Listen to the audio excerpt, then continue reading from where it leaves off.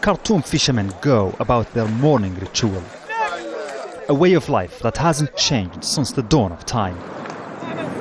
The Nile is the fluid treasure from which they get their daily sustenance. For the Hamdi family as well, the land they till, the cows they milk, are all part of the gifts of the Nile.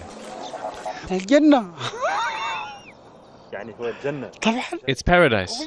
Yes, look at this. It's really paradise. Can anyone take this from us? We will die fighting to protect it. What's our life going to be without it? But this way of life is now under threat, as the majority of the countries that make up the Nile Basin battle for a greater share of the waters of the world's longest river. In 1959, Sudan and Egypt signed a treaty sharing the 74 billion cubic meters of the Nile waters that already reach their territory every year. But recently, 7 of the 8 African countries where the Nile originates have sought to put in place a new agreement annulling the Egypt-Sudan treaty. That treaty, they say, was signed under colonialism, and it took away their right of equal shares of the Nile water. Sudanese and Egyptians, however, have a different argument.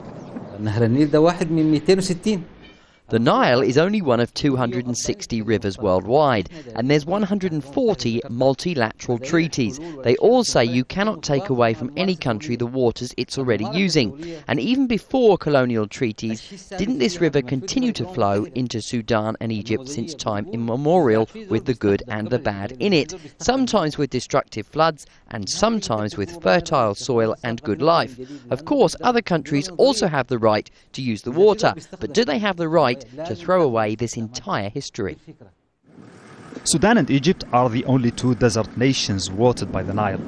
They believe it's not just about historic rights, but also about natural needs. Why Egypt and Sudan have used the water, whereas those other countries have not? It's because those countries, thanks to their natural conditions, have abundant rainwater throughout the year, so they need less water from the river. Sudan and Egypt, in contrast, were obliged to build giant water storage projects in order to preserve the huge amounts of water that used to just flow into the Mediterranean without benefiting anybody. Ethiopia, the source of 86% of the Nile flow, is spearheading this campaign. Ethiopians have been unofficially quoted as saying, if Arabs can sell their oil, why can't Ethiopia sell its water?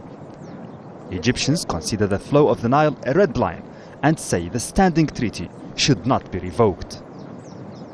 What most observers still tend to exclude, however, is the possibility of a major war over the Nile in the foreseeable future. They say the great river that has given birth to civilizations and sustained life in this region for thousands of years should never be turned into a place of destruction and death. Mohammed Val, Al Jazeera, by the River Nile, Khartoum.